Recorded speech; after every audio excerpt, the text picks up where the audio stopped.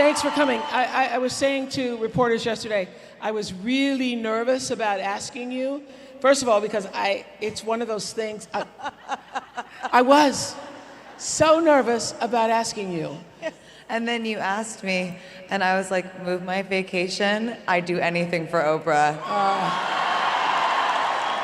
I want to know when you got clarity for yourself about the vision of creating Gaga.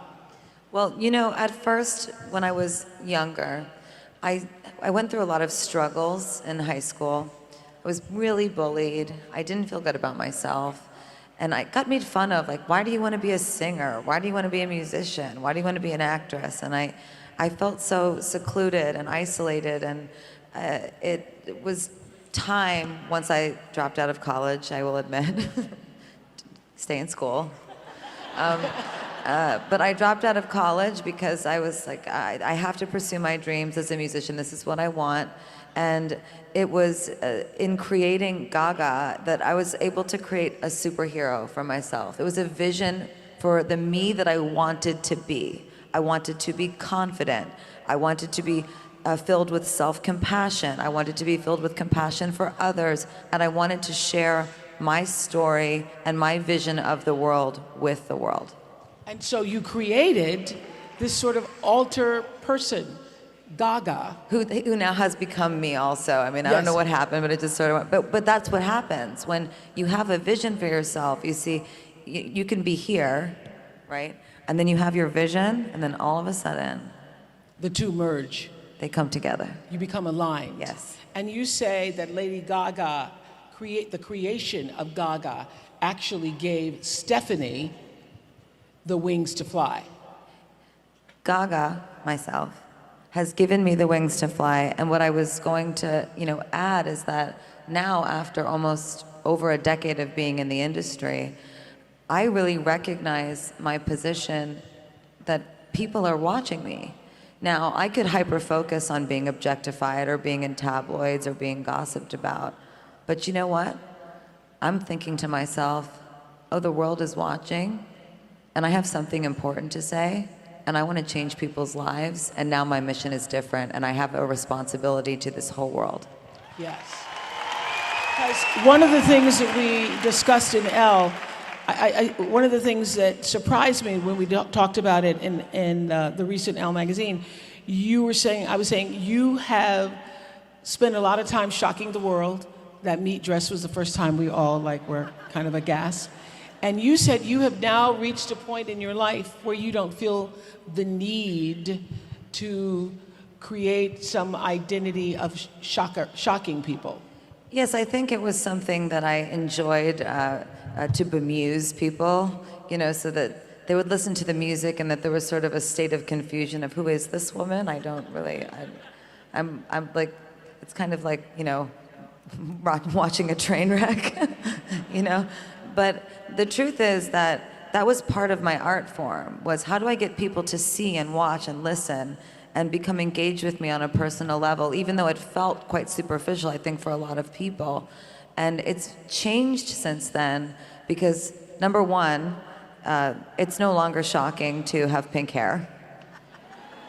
And number two, I think the most shocking thing that I could possibly do is be completely vulnerable and honest with you about my life, what I've been through, the struggles that I've seen, that I've also been a part of, and share that with the world so that I can help other people who are suffering. And one of those things that I deeply care about is mental health. Yes. Someone had asked you, what do you see when you look at that Oscar? And you say you see a lot of pain. And was that because of the hard work? Or is that because of the actual physical, mental pain that you had to go through up until that moment to get it? Well, it's not a huge secret, but some of you might not know in the audience tonight or who's watching. But I struggle with mental health issues, and I struggle also with chronic pain. Some call it fibromyalgia or neuropathic pain. What does that mean, fibromyalgia? What does that mean? That is a very big question, Oprah. So fibromyalgia is essentially a chronic pain condition that makes your body hurt through your brain. Now, someone that might be watching this that has it might be saying, don't tell me that my fibromyalgia is in my head, because my whole body hurts. And even sitting here with you today, I am in head-to-toe pain. But what's interesting about it is that I have found through neuropsych research and my relationship with my doctors that fibromyalgia can be treated through mental health therapy. And mental health is a medical condition. It should be treated as a medical condition. It should not be ignored. And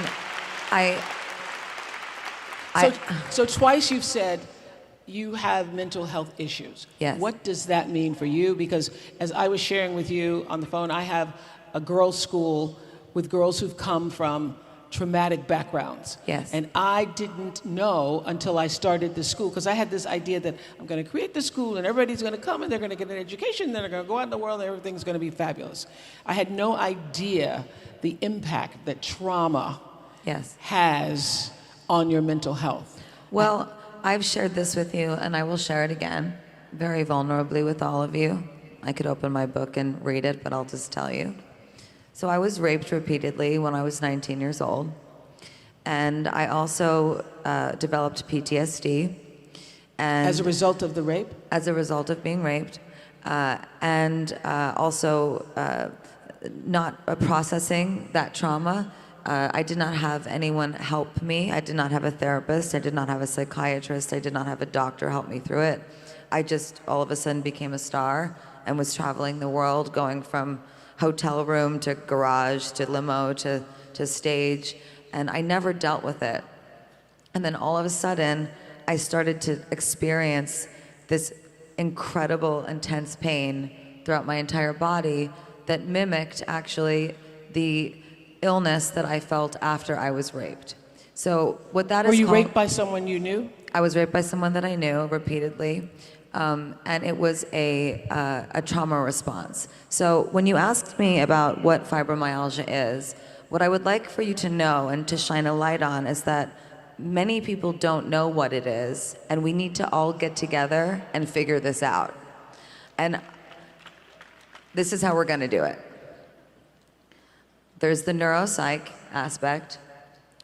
There's also an immunity aspect, that where there is a possibility that the immune system has something to do with fibromyalgia or trauma response or neuropathic pain, whatever you want to call it.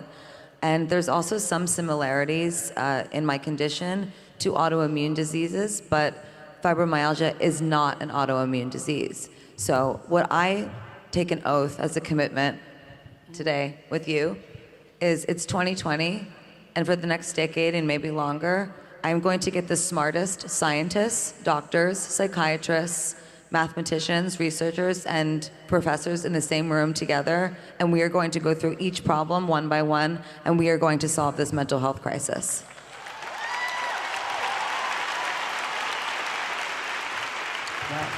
You know what I found interesting? You became famous really quickly, even though there had been so much work put into getting to the point where we then knew you and you became famous. And you made the decision, or have made the decision, that you're not interested in just fame, but you're also looking for impact. I want impact. I always did. I thought it was just through music at one point. I had some dreams of being an actress. And then it really was a spiritual awakening for me. I mean, I consider myself a spiritual, religious woman. I don't go to church every Sunday, but I do pray every day. I prayed like 8 times before I came out here with you. I was like, God, just tell me what to say. And the truth is that once I became famous, I thought to myself, well, I will, and I want to continue making music. I will and want to continue being in movies. But I want to help people. These people that come to my shows, I don't want to just take your money and sing for you. I want to help change your life. And I have all this life experience. And I can't, when I talk to God, right? And whatever you want to call it for yourself, if it's God or the other realm or your angels or By any name, by any name, it responds. any gender, right? In response, when I talk to God, I say, tell me what to do, because I'm being watched, and I want to do the right thing here. So tell me what to say. Tell me how to say it, and help me see the path. And if you show me that path, I will walk down it. And do you know what, Oprah? Look where that path has led me. I am sitting right next to you. It does it every time. Ask and you shall be given. What has been your greatest spiritual awakening? I think my greatest spiritual awakening actually has been quite recent. I think it's that I realized that I have the chronic pain that I have for a reason. And I don't mean to be like, God gave it to me, And also don't believe in that, karma thing where, you're sick because you did something bad. Yeah. But I do believe that this happened for a reason. All the things I've been through, I think they were supposed to happen. I was supposed to go through this. Even the rape? Even the rape, all of it. I think I was supposed to go through all of these things. I radically accept that they happened. And I think it happened because God was saying to me, I'm going to show you pain. And then you're going to help other people who are in pain because you're going to understand it. Because you can't give what you I don't can't have. look away. Yeah. Because now when I see someone in pain, I can't look away because I go, oh, no, you're in pain. I'm in pain too. And then now I'm in problem solving mode. I got my suit on and my heels and I'm ready to go. Yes. So this wisdom came from this pain. What has been the lesson that's actually taken you the longest to learn? How to be wise. Ah. See, there is the rational mind and there is the emotional mind. And I think from day to day, we all experience ourselves, if we're mindful in some type of way, which I think this is good to be mindful about, is am I operating from an emotional space today or from a rational space today? Meaning, when I say rational, I mean cerebral, like intelligence, thoughts, facts, just really pragmatic. And emotional meaning am I operating from the heart? Am I really upset because my boyfriend broke up with me and I'm a mess, and I'm just being completely irrational? Wise sits in the center. Wise is when you are both rational and emotional at the same time, and those two things meet and you become wise. And that was the lesson that I learned. I mean, I had to learn how to pull myself back from either place and then sit in the center, because actually a psychotic break, and if you look in the brain, or it's sort of a metaphor about the brain, it's like if you're centered, you're in here. Because right? you had a psychotic break. I right? had a psychotic break. I'll explain what happened. Okay. So here's my brain, right? Here's my center, right? And then I was triggered really badly in a court deposition. And I just, this part of the brain where you stay centered and you don't disassociate, right? It went like this. It slammed down. And my whole body started tingling and I started screaming. Where were you? I was in a hospital. And it's very difficult to describe what it feels like, other than that you first are completely tingling from head to toe and then you go numb. But what is essentially happening is the brain goes, that's enough. I don't want to think about this anymore. I don't want to feel this anymore. Boom. And you literally break from reality as we know it. You break from reality as we know it. You have no concept of what's going on around you. There is nothing wrong, but you are in a traumatic state that you feel like I remember going into the hospital and screaming, why is no one else panicking? Why aren't you panicking? And then they brought a psychiatrist in, and then I'm in head to toe pain at the same time, right? And they brought in a psychiatrist, and I said, can you get me a real doctor? And he was like, hey, so nice to meet you. And he sat down, and I was like, I need medicine. I don't feel well. I can't feel my, like, help me, right? And then he just said, I need you to explain to me what happened today. And I was so annoyed. But I'm telling you this story because even I, who run Born This Way Foundation with my mother, was irritated that they brought a psychiatrist in to help me. I mean, that's how, like, gone I was. I was so separated from the world. And once we started talking, he realized what had happened to me. And then he ordered a medication for me that I took reluctantly at first. And then he became my psychiatrist and assembled a team for me. And I went away to a place that I go to sometimes still for like a reboot. Yeah. And they took care of me. And we got all of the things lined up, and I have a very unorthodox, actually, set of pills that I take. But they saved my life, and I'm very grateful. You use medication, but you also do many other things to keep yourself spiritually sound and centered. So I meditate. Yeah. I do transcendental meditation. It's great. Yeah. Bob Roth taught me. Bob Roth taught me. Okay. Isn't he great? He's great. Sorry. Okay. So I do that, and when I slip up on it, you know, it's not the best because it's like it's better when I do. And sometimes I can be in a ton of pain and meditate, and it goes away. It's amazing. I also work out every day, but I also listen to my body. So if I'm in a lot of pain and deep stress, I might not do either as hard of a workout, or I might, you know, not work out at all. I do listen to my body, and I listens to what it's telling me. I do talk therapy, dialectical behavioral therapy, and I also do lots of other things like opposite action, for example. So let's say you're feeling really depressed, and you're at home, and you've been at home for 7 days straight, and you just can't leave the house, and you practice opposite action. Someone invites you to go somewhere, or you reach out to a friend and you say, hey, you want to play a game of poker? Get up, get in your car, and go. Opposite action. That's something that I do all the time.